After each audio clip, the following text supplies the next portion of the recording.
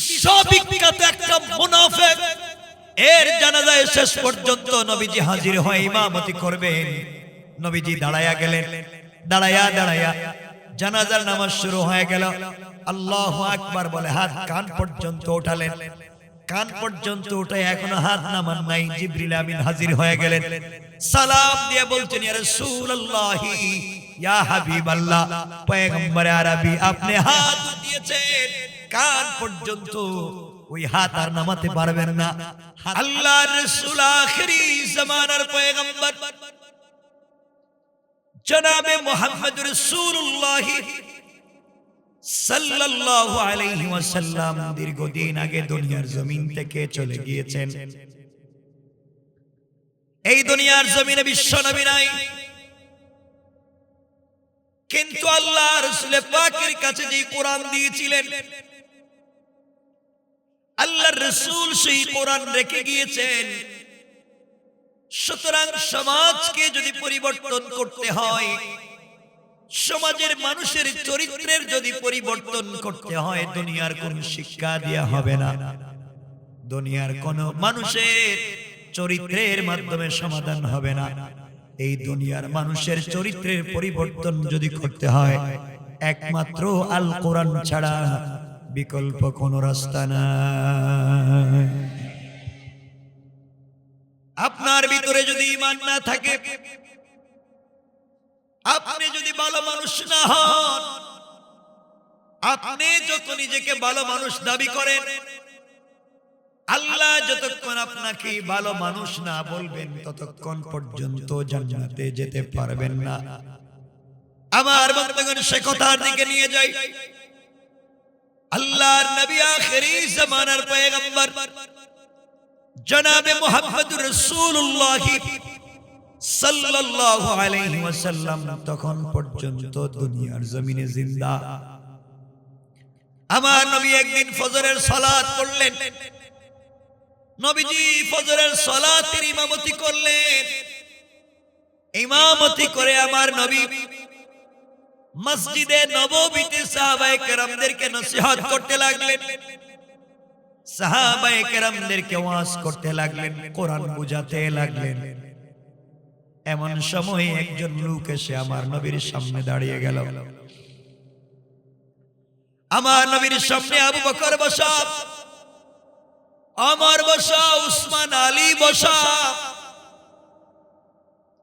এই যুবক এসে চোখের পানি ছেড়ে ছেড়ে আমার নবীকে ডাক দিয়া বলছেন, ইয়া রাসূলুল্লাহ, ইয়া হাবিবাল্লাহ, পয়গম্বরে আরবি, আমি আপনার কাছে এসেছি আজকের সকাল বেলা বড় কষ্ট নিয়ে।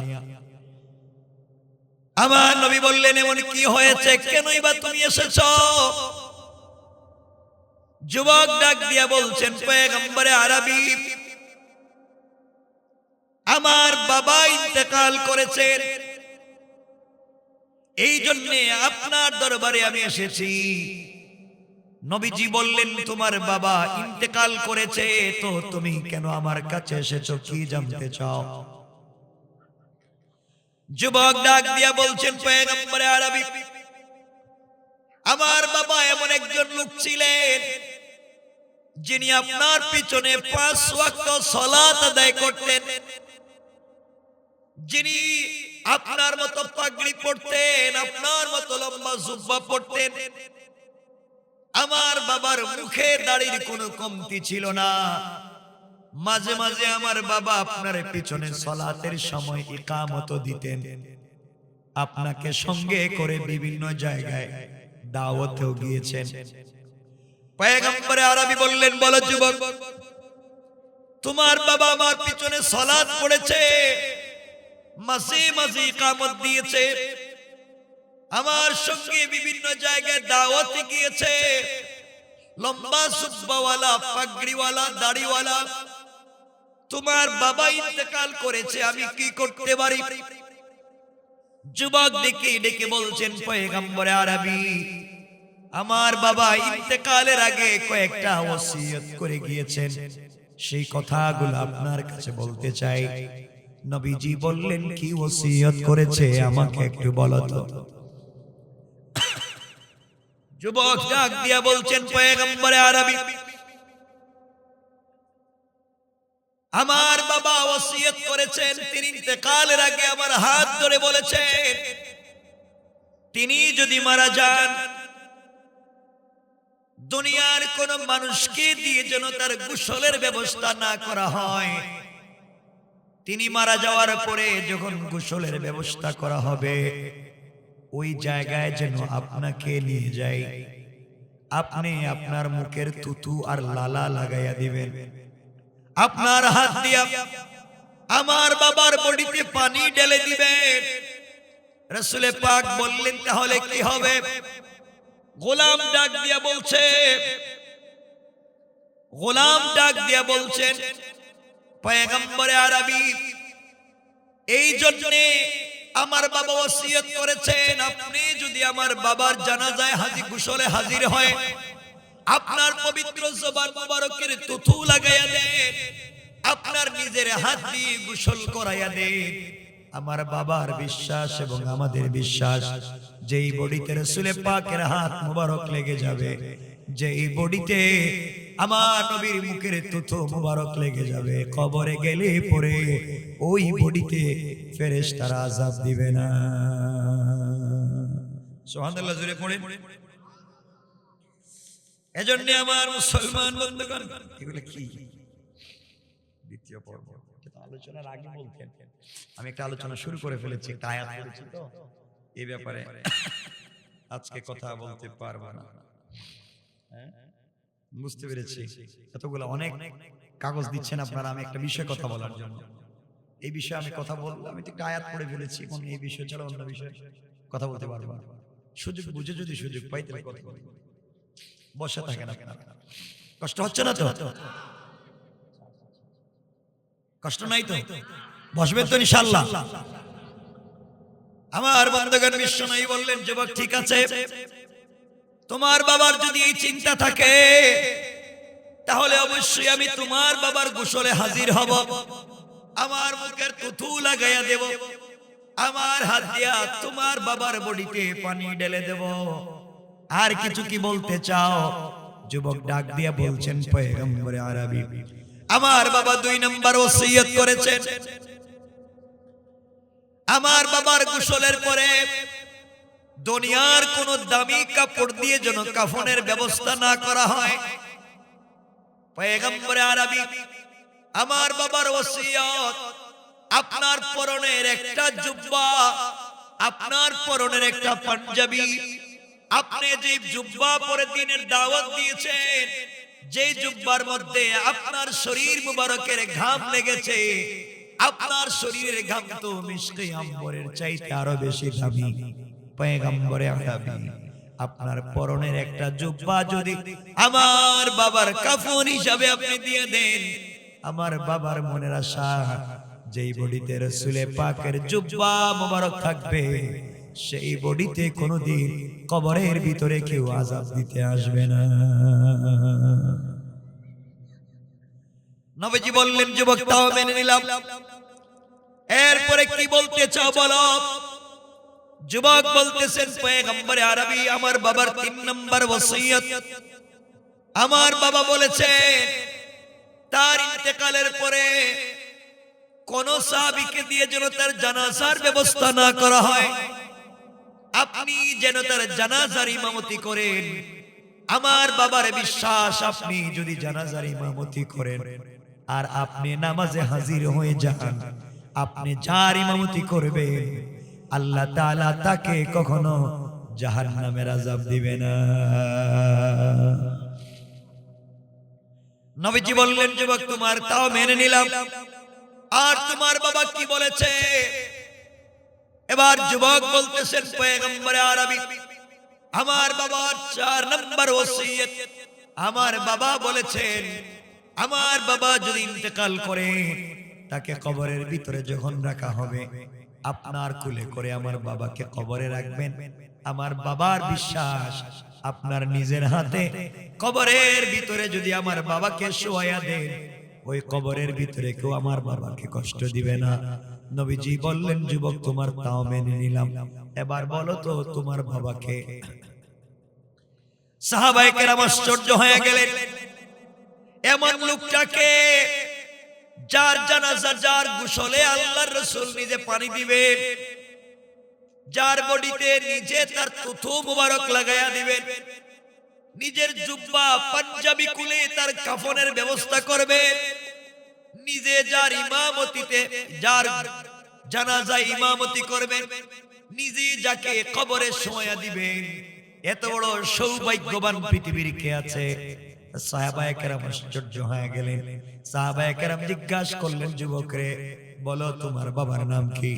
এবার যুবক বলতেছেন, পয়গম্বরে আরবি, আমার বাবা তো সে যে আপনার পিছনে সালাত পড়েছে, আপনার সঙ্গে বিভিন্ন দাওয়াতে গিয়েছে, মাঝে মাঝে ইকামত দিয়েছে, লম্বা দাড়িওয়ালা, লম্বা সুব্বাওয়ালা, লম্বা পাগড়িওয়ালা।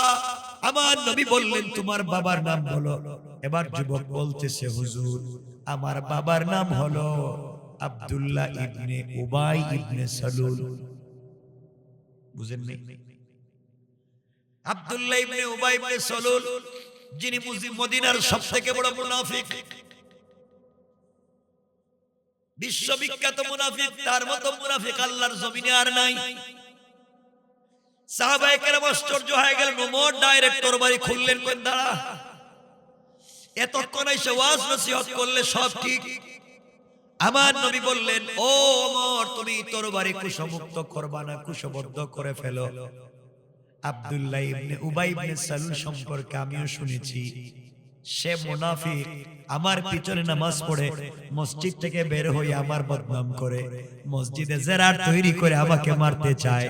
ওহুদের ময়দান থেকে 300 সেনাবাহিনী নিয়ে 300 জন যুদ্ধ নিয়ে ফেরত চলে এসেছে। সব আমি মানি, ও মুনাফিক আমি জানি, কিন্তু আল্লাহ তার ব্যাপারে এখনো কোরআনের কোনো আয়াত নাজিল করেন নাই, সুতরাং আমি বিশ্বনবী তাকে মুনাফিক বলতে পারি না।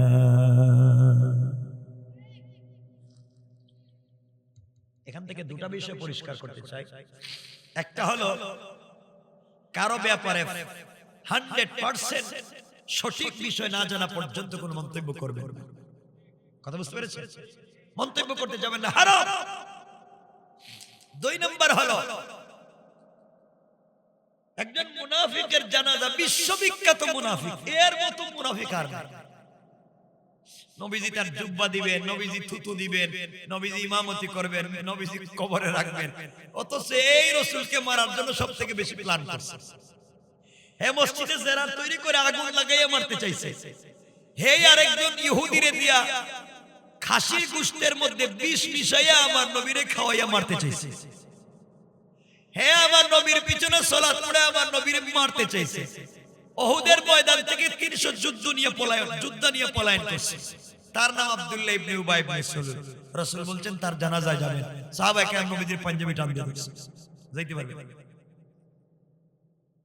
না। মুনাফিক, ইসলামের দুশমন, ওর জানাজায় আপনি যেতে পারেন না। রাসূল বলছেন তোমরা যাই বলো, আল্লাহ আমারে কিছু বলেন না। আমার বন্ধুগণ, গভীর মনোযোগ, আল্লাহর পয়গম্বর জানাজায় হাজির হয়ে গেলেন। সাহাবায়ে কেরাম আশ্চর্য, বিশ্ববিখ্যাত একটা মুনাফিক, এর জানাজায় শেষ পর্যন্ত নবীজি হাজির হয়ে ইমামতি করবেন। নবীজি দাঁড়ায়া গেলেন, দাঁড়ায়া জানাজার নামাজ শুরু হয়ে গেল। আল্লাহু আকবার বলে হাত কান পর্যন্ত উঠালেন।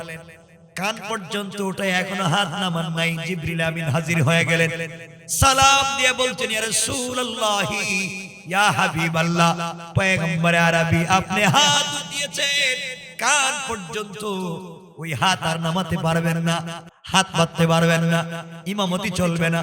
নবীজি বললেন, কেন জিবরাইল, কি হয়েছে? ইয়া রাসূলুল্লাহি, আপনি কার জানাজায় এসেছেন যে সারা জিন্দেগি আপনার বিরুদ্ধাচরণ করেছে, ইসলামের দুশমনি করেছে।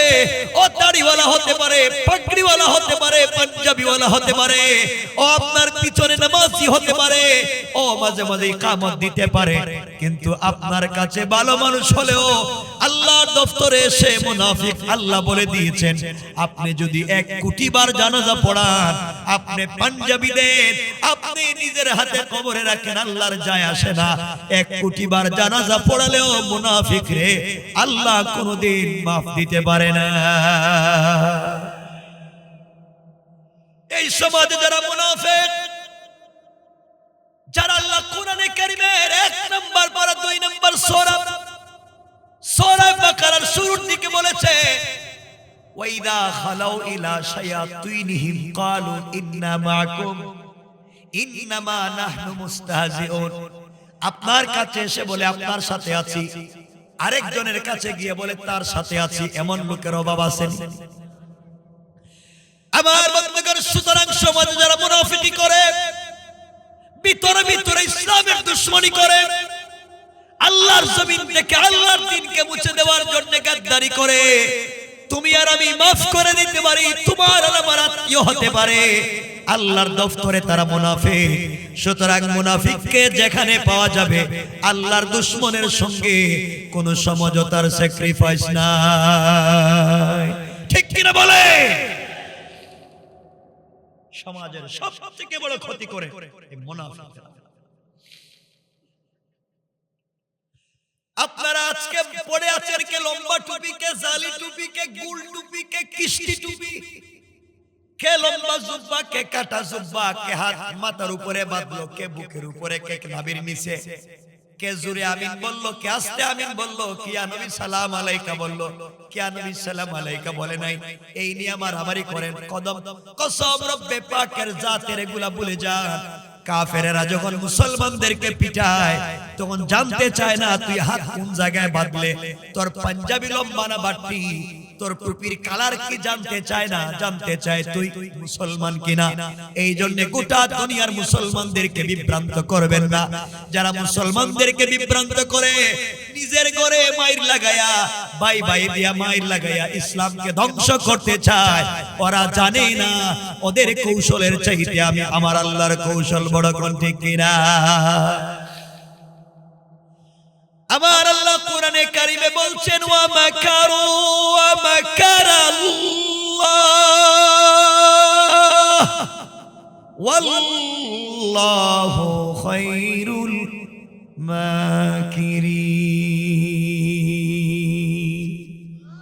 আল্লাহ রাব্বুল ইজ্জত ওয়াল জালাল ঘোষণা করে দিলেন, গোলাম রে, দুনিয়ার জমিনে যারা কৌশল করে দিন মুছে দিতে চায়, ওরা জানে না ওদের কৌশলের চাইতে আমার আল্লাহর কৌশল আরো বড়। কোন সুবহানাল্লাহ। এই জন্য সমাজকে যারা বিভ্রান্ত করতে চায়, সমাজ থেকে যারা দ্বীনকে মুছে দিতে চায়, মনে রাখবেন যুবকেরা, আল্লাহকে ওয়াস্তে মনে রাখবেন, যত বিপদ আসুক না কেন আমরা ইসলাম থেকে দূরে চলে যাব না। আল্লাহ কোরআনকে বলেছেন, কিতাবুন আনজালনাহু ইলাইকা লিতুখরিজান নাসা মিনাজ যুলুমাতি ইলান নূর।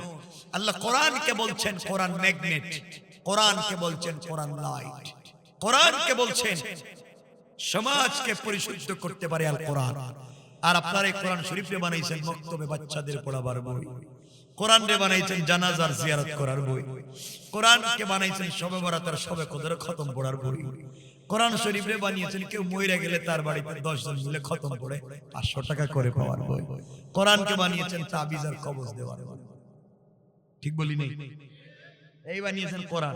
অথচ আল্লাহ বলছেন কোরআন একটা লাইট, সমাজের যেই জায়গায় অন্ধকার, সমাজকে আলোকিত করতে পারে একমাত্র আল কোরআন। ঠিক কিনা বলেন? কষ্ট হচ্ছে আপনাদের? কষ্ট না হলে আমরা সামনের দিকে যেতে চাই। আমার মুসলমান ভাইরা, আমার মুসলমান বন্ধুগণ, কথাগুলো শুনবেন। এই কোরআন যদি সাথে থাকে কি হবে? আপনাদেরকে সামনের দিকে নিয়ে যেতে চাই। যদি কষ্ট না হয় তাহলে আলোচনা করব। চলবে তো? কষ্ট হচ্ছে না তো? একটু হাত দেখান তো, কার কার কষ্ট হচ্ছে? এই আগের জায়গায়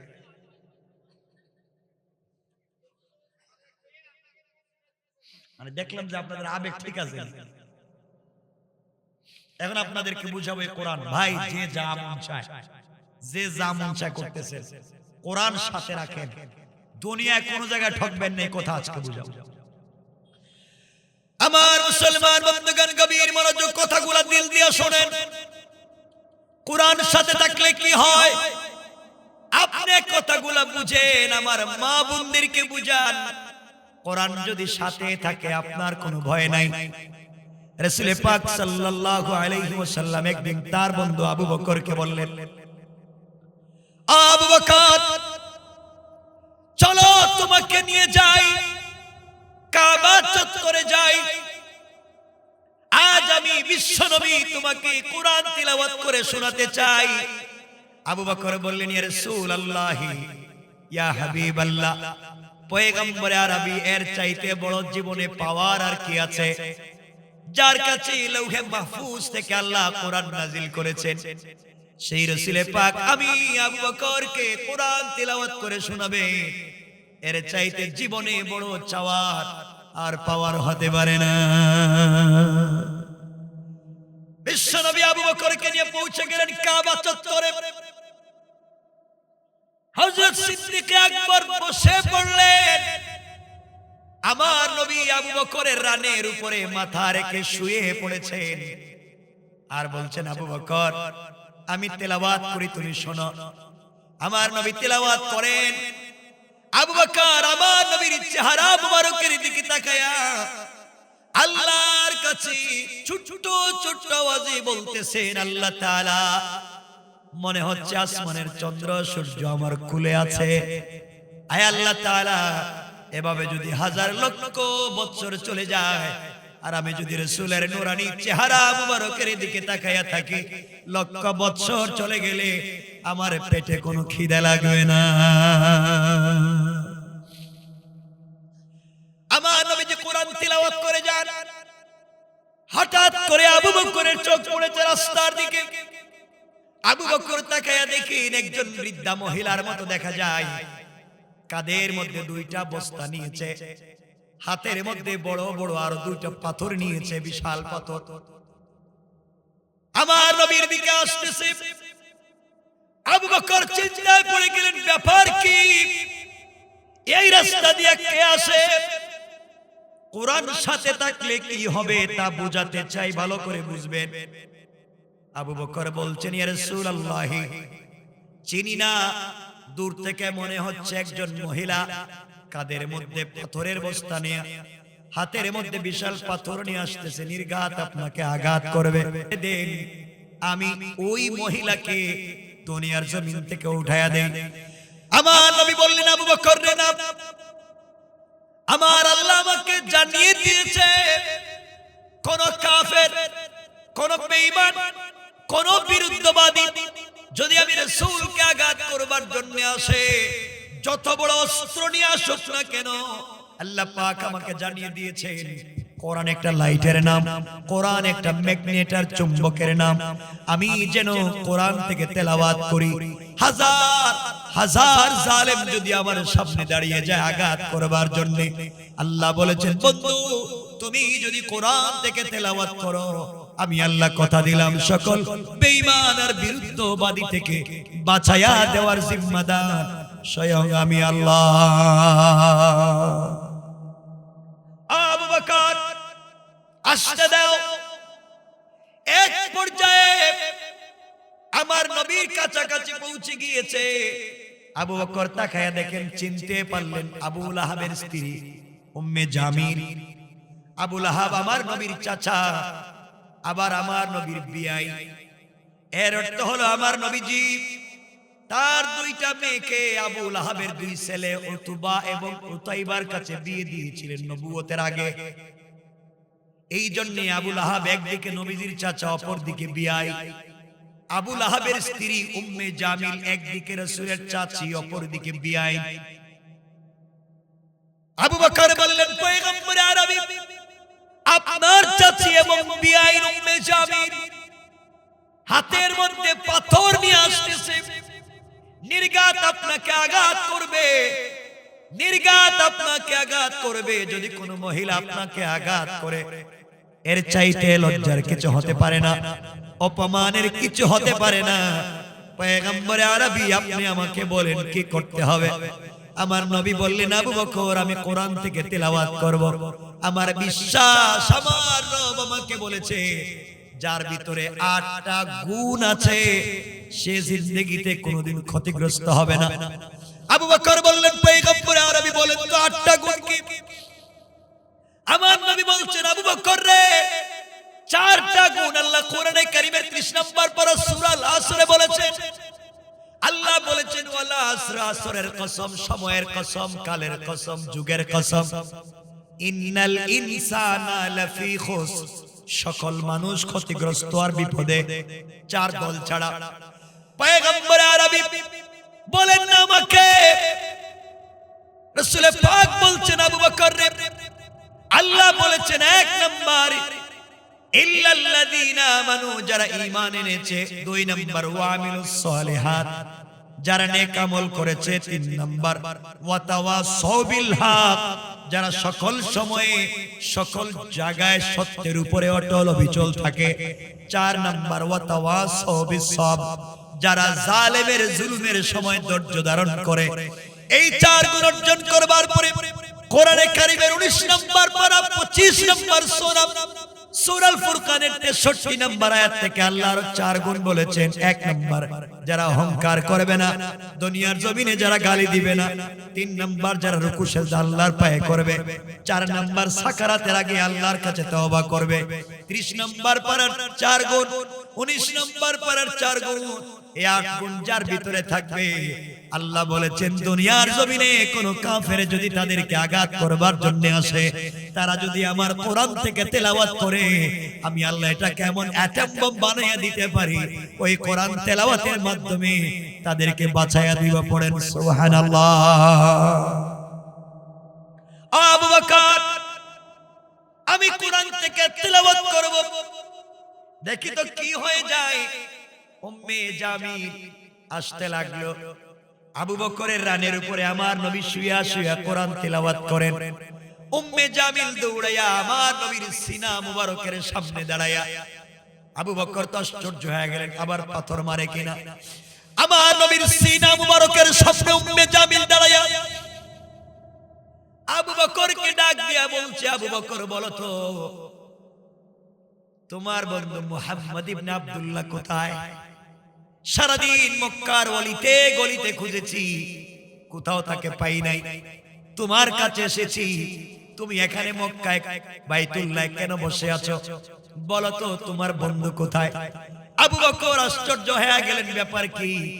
আমার নবীর সিনা মুবারকের সামনে দাঁড়ায়া আমার নবীকে দেখে না, আমি আমার নবীকে 2টা নয়ন ভরে দেখি। আমার রানে শুয়ে আছেন, আমি তার কোরআন তেলাওয়াত শুনি। উম্মে জামিল নবীজির সামনে দাঁড়ায়া নবীজিরে দেখে না, ব্যাপার কি? আল্লাহু আকবার বলেন।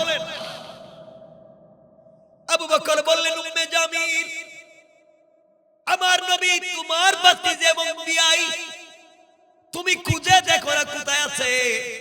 নবী আবু বকর চিন্তা করলেন, আমার নবীর সামনে দাঁড়ায়া নবীজিরে দেখোস না, আমারে দেখোস, আবার মারবে কেমনে? উম্মে জামিল পুরা কাবা ঘর খুঁজলো, হাতিমে কাবা গেল, মিনা মুজদালিফা গেল, জামারাত গেল, জমজমের পানির কাছে গেল, কোথাও আমার নবীরে খুঁজে পাইল না। আবার আমার নবীর সিনার সামনে দাঁড়ায়া আবু বকরকে ডাক দিয়া বলছে, আবু বকর খুঁজলাম মুহাম্মদ ইবনে আব্দুল্লাহকে পেলাম না, জানাইয়া দিও আমি তার চাচি এবং বিয়াই, হাতে পাথর নিয়ে আসছিলাম, তাকে মারবার জন্য খুঁজে পেলাম না। মক্কায় যদি কোন জায়গায় পাই তাকে আস্ত রাখবো না। আবু বকর বললেন, তোর মনে মনে বললেন, তোর সামনে তুই দেখোস না। সুবহানাল্লাহ বললেন, তুই মারবি, সামনেই তো দেখতেছিস। আবু বকর বললেন, ঠিক আছে আমি বলবো না, আপনি যান। উম্মে জামিল গালাগালি করে চলে যায়। এবার আবু বকর উঠে আবার নবীকে জড়াইয়া কপালে চুম্বন করে বলছেন, পয়গম্বরে আরবি বলেন তো দেখি, আপনার সামনে দাঁড়াইয়া উম্মে জামিল আপনাকে দেখে না, আমারে দেখে, ব্যাপার কি? আমার নবী বললেন, আবু বকর রে আল্লাহ বলেছেন, কিতাবুন আনজালনাহু ইলাইকা লিতুখরিজান নাসা মিনাজ জুলুমাতি ইলান নূর, কোরআন তো অন্ধকার থেকে আলোর পথ দেখায়। আমি কোরআন থেকে তেলাওয়াত করেছি, আমার আল্লাহ কোরআন তিলাওয়াতের বরকতে হিজাবাম মাসতুরা, আকাশ থেকে একটা গোপন পর্দা পাঠায়া কাফেররা আমার মধ্যখানে পার্টিশন সৃষ্টি করে দিয়েছেন। পড়েন সুবহানাল্লাহ, আল্লাহু আকবার। এই কোরআন আজও আমাদের কাছে আছে, কিন্তু আমরা কোরআন বুঝতে পারলাম না। রাসূল বলছেন কোরআন পড়ো, কোন বেঈমান আপনার কোন ক্ষতি করতে পারবে না। আমার বন্ধুগণ, এই কথা বুঝাবার জন্য আরেকটু বুঝাইয়া দেই, কোরআন যদি সাথে থাকে আল্লাহ কেমনে আপনাকে সাহায্য করবেন এই কথাটা বুঝাইয়া দেই, এটা আমার মূল বিষয়। আমার নবী আখিরি জামানার পয়গম্বর, সরকারে কায়নাত, দু জাহানের সরদার, নবী রহমত জনাবে মুহাম্মদ রাসূলুল্লাহ সাল্লাল্লাহু আলাইহি ওয়াসাল্লাম। আমার বন্ধুগণ, দুনিয়ার জমিনে জিন্দা নবীজি যেই দিন হিজরত করে মক্কা থেকে মদিনায় যাবেন, ঘটনা বলবো না, কোরআন থাকলে কি লাভ তা বুঝাতে চাই। আমার নবী যেদিন মক্কা থেকে হিজরত করে মদিনায় যাবেন, গভীর রজনীতে জিবরিল আমিন এসে আমার নবীকে ঘুম থেকে উঠালেন। নবীজি ঘুম থেকে উঠে গেলে জিবরাইল বলছেন, ইয়া রাসূলুল্লাহ, ইয়া হাবিবাল্লাহ, পয়গম্বরে আরবি, আপনি সফর শুরু করেন ইয়াসরিবের দিকে, খেজুর বাগানের দিকে, মদিনার দিকে। আমার নবী উঠে গেলেন, হিজরতের জন্য তৈরি হয়ে গেলেন, চলে যাবেন। হঠাৎ করে আওয়াজ হলো, আওয়াজ আসলো, কাফেররা, বেঈমানেরা নেজা নিয়ে, বল্লম নিয়ে, তীর নিয়ে আমার নবীজির ঘরের চতুর্দিক দিয়ে বেষ্টন করে রেখে দিয়েছে। নবীজি ঘর থেকে বের হলে আঘাত করবে, মেরে ফেলবে। আমার নবীজি আল্লাহকে বললেন, আল্লাহ তাআলা, আপনি আমাকে বলেছেন হিজরত করার জন্য, এদিকে কাফেররা আমার ঘরের চতুর্দিকে, ঘর থেকে বের হলে তো আমাকে মেরে ফেলবে। আল্লাহ বললেন, বন্ধুরে, তোমার ভিতরে 8টা গুণ আছে, তুমি কোরআন তিলাওয়াত করো, তোমার সঙ্গে কোরআন আছে, তুমি ঘর থেকে বের হওয়ার দায়িত্ব তোমার, আর হেফাজতের জিম্মাদার স্বয়ং আমি আল্লাহ। আমার নবীজি বললেন, আল্লাহ তাআলা, ওয়ালাকিন লিয়াতমাইন্না কলবি, আপনি বলেছেন আপনি আমাকে বাঁচাবেন, এতে কোনো সন্দেহ নাই, কিন্তু অন্তরে শান্তি পাই না, অন্তরে প্রশান্তি পাই না। আল্লাহ আদ-দুনিয়া বিল ওয়াসাইল, দুনিয়া ওয়াসিলার মাধ্যমে হয়। আপনি আমাকে কোন জিনিস দেন যার মাধ্যমে প্রতিরোধ করতে পারে, আত্মরক্ষা করতে পারে। আমার আল্লাহ বললেন, বন্ধুরে, তাহলে তুমি হাতের মধ্যে কিছু বালি নাও, হাতের মধ্যে কঙ্কর নাও, হাতের মধ্যে কিছু পাথর নাও, আর তোমার কাছে যে কোরআন আছে ওই কোরআন থেকে তেলাওয়াত করে ফু দিবা, ওই পাথরগুলা কাফেরদের উপরে নিক্ষেপ করবা, এরপরে তোমাকে বাঁচায়া দিব। আমার রাসূল বলছেন, আল্লাহ তাআলা কি বললেন আপনি? কাফেররা ঘরের চতুর্দিকে দাঁড়িয়ে আছে, আমি যদি দরজা খুলে পাথর নিক্ষেপ করি তা তো একদিকে যাবে, হয়তো সামন দিকে, কাফেররা পিছনে, ডাইনে বামে, চতুর্দিকে কাফের, আমি তো একদিকে মারলে অন্য দিকের কাফেররা আমাকে আঘাত করবে। আল্লাহর রাসূলকে আল্লাহ বলছেন, বন্ধুরে, তোমার কাজ হলো হাতের মধ্যে পাথর নিয়ে একদিকে নিক্ষেপ করে দেওয়া, আর আমি আল্লাহর জিম্মাদারিতে সকল কাফেরদের চুকে চুকে পৌঁছে দেওয়ার দায়িত্ব নিলাম, স্বয়ং আমি আল্লাহ। আমি বুঝাতে চাই কোরআন সাথে থাকলে কি লাভ। এক পর্যায়ে বিশ্ব নবী হাতের মধ্যে পাথর নিয়ে কোরআন থেকে তেলাওয়াত করলেন, সামনের দরজা খুললেন, শুধু সামন দিকে মারলেন, ডাইনে বামে পিছনে মারতে পারলেন না, শুধু সামন দিকে নিক্ষেপ করলেন। তাকায়া দেখেন চতুর্দিকের কাফেরদের চোখে পড়ে গিয়েছে, চোখ রগড়াতে লাগলো, চোখ মুছতে লাগলো। আমার নবী মদিনায় পৌঁছে গেলেন। পুরা ঘটনা বলছি না, এরপরে কে বোঝাতে চাই। নবীজি মদিনায় পৌঁছে গেলেন, কাফেররা ধরতে পারলো না। একদিন আল্লাহ পাক বিশ্ব নবীকে বলছেন, বন্ধুরে, বলো তো তুমি কেমনে মদিনায় যেতে পারলে? ওই দিন তো একদিকে তুমি নিক্ষেপ করলা, চতুর্দিকের কাফেরের চোখে কেমনে গেল? আল্লাহ রাসূল বলছেন, আল্লাহ তাআলা আমি কেমনে জানবো, আপনি বলেন। আমার বললেন বন্ধু তাহলে শোনো আমার রামাইতা ইদ রামাইতা ওয়ালাকিন্নাল্লাহ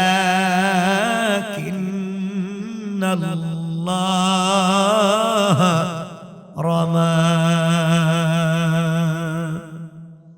আল্লাহ রাব্বুল ইজ্জত ওয়াল জালাল বললেন বন্ধুরে তুমি যখন কোরআন সাথে নিয়া কোরআন তিলাওয়াত করে কাফেরদের উপরে কঙ্কর গোলা নিক্ষেপ করেছো, তোমার হাতটাকে নাই নিক্ষেপ করার সাথে সাথে ওটা আমি আল্লাহর কুদরতের হাত হয়ে গিয়েছে, আর আমি আল্লাহ আমার হাত দিয়া সকল কাফেরদের চোখে চোখে পৌঁছে দিয়েছি। পড়েন সুবহানাল্লাহ।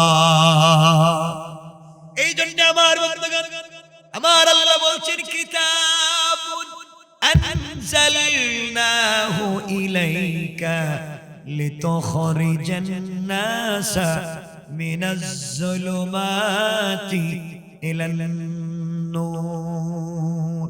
আল্লাহ রাব্বুল ইজ্জত ওয়াল জালাল বলেছেন গোলাম রে চলার পথে যদি কোরআন সাথে রাখতে পারো, কাফেররা তোমার বিরুদ্ধবাদী জালেমেরা তোমার দুশমনেরা তোমাকে আঘাত করবার জন্য আসবে, তুমি কোরআন থেকে তিলাওয়াত করে দেখবা যত বড় দুশমন হোক না কেন তোমার কদমে এনে ফেলে দেওয়ার দায়িত্ব আমি আল্লাহর। কোন সুবহানাল্লাহ, আল্লাহু আকবার বলে। কিন্তু আমার কষ্ট হচ্ছে যুবক তোমাদের, আজকে কিছু বললেই তোমরা ব্যস্ত, আসো না তাফসীরে ব্যস্ত, আসো না ওয়াজে ব্যস্ত, আসো না দ্বীনের কাজ করে ব্যস্ত। আরে বোকা তুমি জানো না তুমি দুনিয়া দুনিয়া দুনিয়া দুনিয়া বলে যত ব্যস্ত তোমার চাইতে কোটি গুণ বেশি ব্যস্ত আজরাইল তোমাকে নিয়ে। ঠিক কিনা বলেন? মুসলমান মনে করেছো তুমি খুলনা শহরের সবথেকে বড় বিজনেস ম্যাগনেট, তুমি ব্যবসা করতে গিয়ে জোহরের নামাজ নাই, দুনিয়ার কাজে লিপ্ত হয়ে আসরের নামাজ নাই, বিজনেসে সময় দিতে মাগরিবের নামাজ নাই, ব্যবসা বাণিজ্য করতে ইশার নামাজ নাই, সারা দিন টাকা টাকা টাকা দুনিয়া দুনিয়া দুনিয়া এগুলা করতে করতে ইশার পরে রাত 10টায় কেশের বাক্স খুলে টাকা গুনতে গিয়েছো। টাকা নাকি তোমার, বিজনেস নাকি তোমার, কত টাকা আজকে ইনকাম করেছো? আরে বোকা তুমি জানোই না তুমি যখন কেশের বাক্স খুলে টাকা গুনতে গিয়েছো হতে পারে তোমার কেশের বাক্সের ভিতরে আজরাইল বসা। ঠিক কিনা বলেন? আজরাইল আল্লাহ কি বলছে? আল্লাহ আমসিক আও আতরুক, ওরে ছাইড়া দিব না ধর্ম। ও বলতেছে টাকা তার, ও বলতেছে বিজনেস তার। আল্লাহ বলো তুমি ছাইড়া দিব না ধর্ম। আল্লাহ কয় কান বরাবর গরম করে একটা থাপ্পড় দে। আল্লাহ থাপ্পড় দিব। আজরাইল যখন থাপ্পড় দিছে কয় আল্লাহ থাপ্পড় দিলাম তো কি? কয় দেখের মাথা গরম হইছে। কয় আল্লাহ মাথা গরম হইলে কি হয়? কয় ব্রেন স্ট্রোক। কথা বলেন না, হয়নি এগুলা? কথা বলেন না, হয় হয়ে যায়। দুনিয়া নিয়ে ব্যস্ত। আরে যুবক ভাই তোদের পায়ে ধরে বলছি, আমি শেষ পর্যন্ত আজকে যে কথাগুলো বলতে চাই দিল দিয়ে শোনো। কি বুঝাতে চাই? যুবক তোমার নাকি আমেরিকার স্পন্সর এসেছে, তুমি নাকি ইংল্যান্ডে চলে যাচ্ছ, তুমি নাকি স্পাউস ভিসায় ইউরোপে চলে যাচ্ছ, তুমি নাকি স্টুডেন্ট ভিসায় কানাডা চলে যাচ্ছ, তোমার পাসপোর্টে ভিসা লাগছে, তুমি ইউরোপ আমেরিকা চলে যাইবা, তুমি আগামী কালকে তোমার 10টার দিকে ফ্লাইট, তুমি সবার কাছ থেকে বিদায় নিচ্ছ, বন্ধু বান্ধব সবাইকে স্মরণ রাখছো, দূরের আত্মীয়স্বজনকে টেলিফোনে বিদায় নিচ্ছ। আরে বোকা সবাইকে মনে রাখলে নিমক হারামের মতো যাকে ভুইলা গেলে একটা বার রবকে স্মরণ করলে না,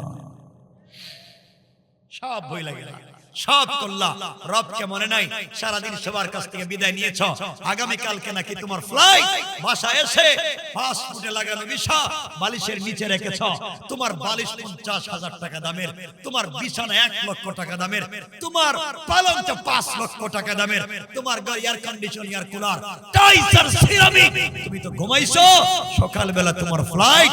আরে বোকা তুমি জানোই না হতে পারে তোমার বালিশের নিচে আজরাইল বসা। ঠিক কিনা বলেন? আজরাইল আল্লাহরে বলছে আল্লাহ ওর পাসপোর্টে ভিসা লাগিয়েছে, আগামী কালকে নাকি তার ফ্লাইট, সব বলতেছে তার, সবার কাছ থেকে বিদায় নিছে, একটা বারও তোমার স্মরণ করে নাই। রব তুমি বলো না কি করব? আল্লাহ কো দেশ দেয় মুখ বরাবর একটা থাপ্পড়। আল্লাহ থাপ্পড় দিলে কি হইব? কয় বডিটা ঘামবো। কয় বডি ঘামলে কি হয়? Heart attack. কথা কথা ওই হয় শেষ সব পড়ে আছে।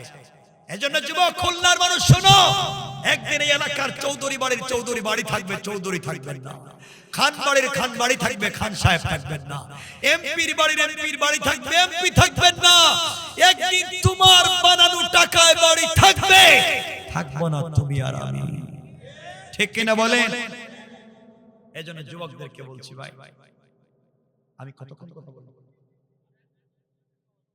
না, আমার টাইম আছে তো একটা। আপনাদের কষ্ট হচ্ছে মনে হয়?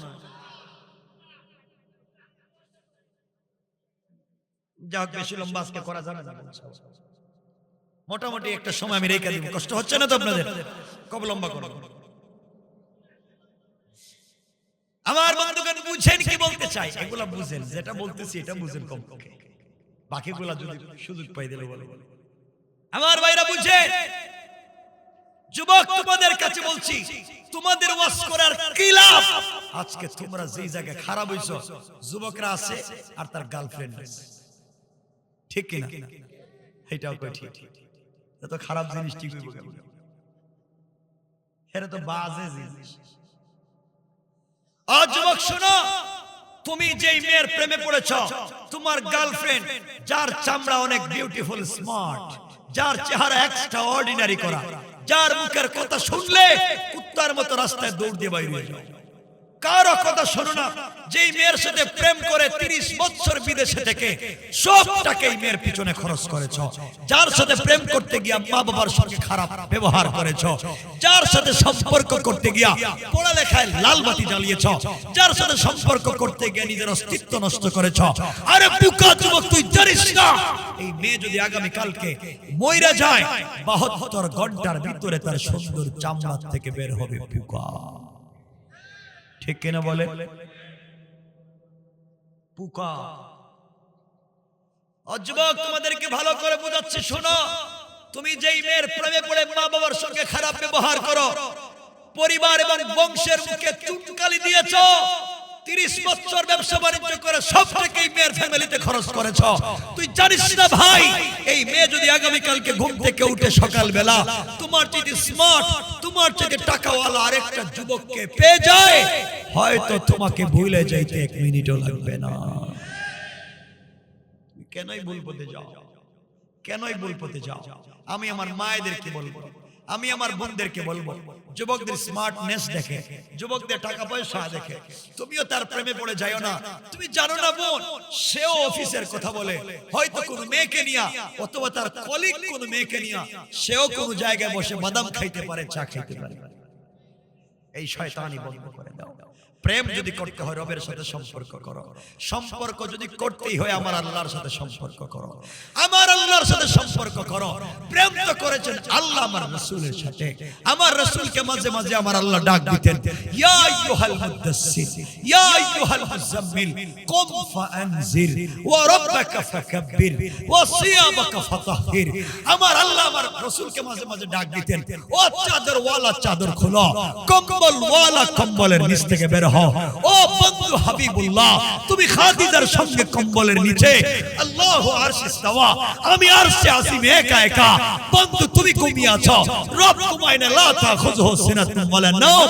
আমি আল্লাহ তোমার প্রেমে ঘুমাই না, তুমি ঘুমিয়ে আছো। বন্ধু একটাবার ঘুম থেকে উঠো, ঠান্ডা পানি দিয়ে ওযু করো, মুসল্লা বিছাইয়া দাও, কম্বল ফালাইয়া দাও, খাদিজাকে ঘুম পাড়াইয়া দাও। একবার আমার প্রেমে পাগল হইয়া সেজদায় গিয়ে সুবহান বলে ডাক দাও। আমি রব কথা দিলাম আরশে আজিমে থাকবো না, সাথে সাথে তোমার ঘরের দরজায় হাজির হয়ে যাবে। রব তো তার, রব আফসোস করে বলছেন, ইয়া আইয়ুহাল ইনসান মা গাররাকা বিরাব্বিকাল কারীম। এই মানুষ তোদের কি হয়েছে?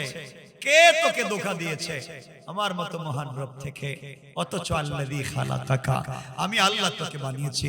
যুবক, তোমাদের পায়ে ধরে বলছি ভাই, গুনাহ তো করেছো, জিনাই তো করেছো, মদই তো খেয়েছো, ফেনসিডিল ইয়াবাই তো খেয়েছো, বদমাইশি করেছো, আর কি তুমি করবার? তোমার কি বা করার আছে? রব বলছেন গোলাম একটা বার আয় আর গভীর রাতে সিজদায় পড়ে আমাকে সুবহান বলে ডাক দে। কথা দিলাম তোর চোখ থেকে পানি আসার আগে আগে গোটা জিন্দেগীর গুনাহ মাফের ওয়াদা দিলাম। রব তো চান, কেমনে বইলা যাও সেই রবকে? আমাকে বলো। ও যুবক, তোদের পায়ে ধরে বলছি, আল্লাহর কাছে আসমান বলে ইদা সামাউন শাক্কাত, আল্লাহ আমি কি আসমান ভেঙে দিব? জমিন বলছে ইদা জুলজিলাতিল আরদু জিলজালাহা, আল্লাহ আমি কি ভূমিকম্প শুরু করব? ইসরাফিল বলছে আল্লাহ আমি কি সিংহায় ফুঁক দিব? আল্লাহ বলে আসমান তুই ভাঙিস না, জমিন তুই ভূমিকম্প দিস না, ইসরাফিল সিংহায় ফুঁক দিস না। আল্লাহ কেন দিব না? একটাও তোমারে চিনে না, সবগুলা বেঈমান আর মুনাফিক, কেউ তোমার পথে চলে না। আল্লাহ বলেন তুই জানিস না রে, কিছু জোয়ান আর জোয়ানি, কিছু যুবক আর যুবতী গভীর রাত্রে ঠান্ডা পানি দিয়ে ওযু করে, যাদের বডিতে জোয়ানি আছে, যাদের বডিতে যৌবন আছে, চাইলে সারা রাত মদের বারে থাকতে পারে, চাইলে সারা রাত জিনা ব্যভিচার করতে পারে। এই যুবক আর যুবতী আমি আল্লাহকে স্মরণ কইরা ঠান্ডা পানি দিয়ে ওযু করে গভীর রাত্রে যখন সিজদায় গিয়ে সুবহান বলে ডাক দেয়, আমি আল্লাহর দিলের সব ব্যথা ভুলে যাই।